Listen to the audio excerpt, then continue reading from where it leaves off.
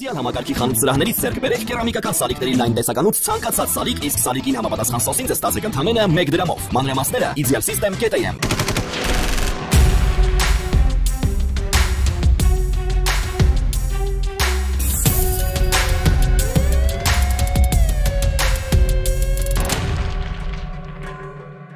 «2025 թվականի մարտի 10-ին դատախազը Լոռու մարզի ընդհանուր իրավասության դատարան է հանձնել սպանություն կատարելու մեջ մեղադրվող մի խումբ անձանց վերաբերյալ քրեական վարույթը։ 2024 թվականի հուլիսի 9-ին Լոռու մարզի բնակիչ ՀՄ-ն դուրս էր եկել իր բնակարանից ու չէր վերադարձել։ Պարզվել էր, որ Լոռու մարզի բնակիչ Էդ-ն ունենալով անբայրած կամ հարաբերություններ ՀՄ-ի հետ 2024-ի հուլիսի 9-ի լույս 10-ի գիշերը իր ընկերների ԳՆ-ի, ԵՄ-ի եւ ԳՆ-ի հետ հացկերույթի հրավիրելու պատրվակով, իսկ իրականում ՀՄ-ի հետ պարզաբանումներ կատարելու նպատակով նրան հրավիրել են ԵՄ-ի բնակարան։ Բնակարանում առաջացած վիճաբանության ժամանակ Էդ-ն, ԳՆ-ն, ԵՄ-ն եւ ԳՆ-ն ՀՄ-ին սպանելու դիտավորությամբ բութ, կոշտ, ինչպես նաեւ կտրող շեղբ ունեցող առարկաների գործադրման առնվազն 5 հարված են հասցրել ՀՄ-ի գլխին, ինչպես նաեւ որովայնի առաջնային ու հետին մակերեսներին սպանելով նրան, այնուհետև ՀՄ-ի դին տեղափոխելու թաքցրել են հանդամասում, մասամբ այրելով նրա հագուստները եւ դին ծածկելով հողով ու քարերով։ Մեղադրյալների նկատմամբ որպես խափանման միջոց է կիրառվել կալանքը։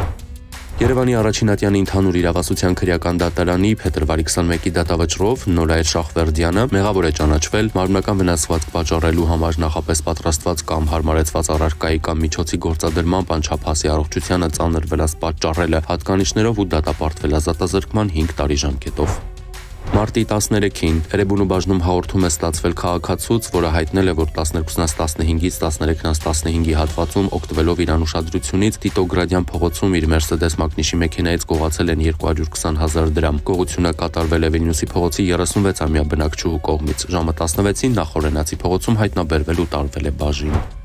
Քրեակատարողական ծառայության կենտրոնական մարմնի օպերատիվ վարչության Սևան տարածքային բաժնում ստացվել էին տեղեկություններ անօթաչու թռչող սարքի միջոցով Սևան քրեակատարողական հիմնարկ արգելված իրերի հնարավոր ներնետման մասին։ Մարտի 11-ին ժամը 19-ի սահմաններում հիմնարկի բնակելի գոտում ծառայություն իրականացնելիս անվտանգության ապահովման բաժնի ծառայողները լսել են դրոնի ապա առարկայի վայր ընկնելու ձայն։ Գնացել են նշված վայր ու նկատել դատապարտյալների շարժ։ Ծառայողները զննելով տարածքը հայտնաբերել են մետաղական կախիչով ամրացված պլաստմասե տարա, որում առկա են եղել սպունգով եւ շինարարական փրփուրով փաթեթավորված 2 բջջային հեռախոս։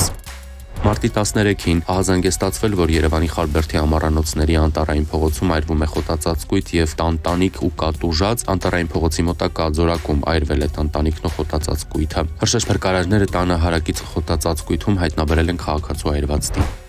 Մարտի 13-ին Լոռու մարզի բնակիչ 60-ամյա Գառնիկն իր վարած Երևանի քաղաքապետարանի հաշվեկշռում հաշվառված թիվ 15 երթուղին սպասարկող Ժոնգտոնգ Մակնիշի ավտոբուսով Շիրակի փողոցի 84 հասցեի մոտ վրայերթի է ենթարկել տղամարդ հետիոտնին։ Շտապօգնության բժիշկներն արձանագրել են հետիոտնի մահը։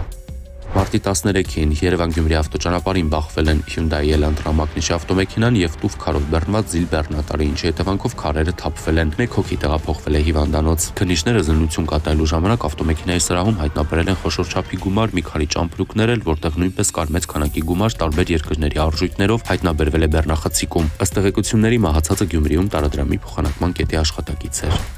Մարտի 13-ին Երևան-Սևան Իջևան ավտոճանապարհին բախվել են Արցախի քաղաքացի 35-ամյա Կամո Դանիելյանի վարած թիվ 275 Երևան-Չարենցավան երթուղին սպասարկող Գազել Մակնիշի, Կոտայքի մարզի բնակիչ 35-ամյա Սասուն Եղիազարյանի վարած Mercedes ու Գեղարքունիքի մարզի բնակիչ 28-ամյա Տիգրան Հարությունյանի վարած ՎԱԶ 2121 Մակնիշի ավտոմեքենաները։ Մեկ հոգի տեղափոխվել է հիվանդանոց։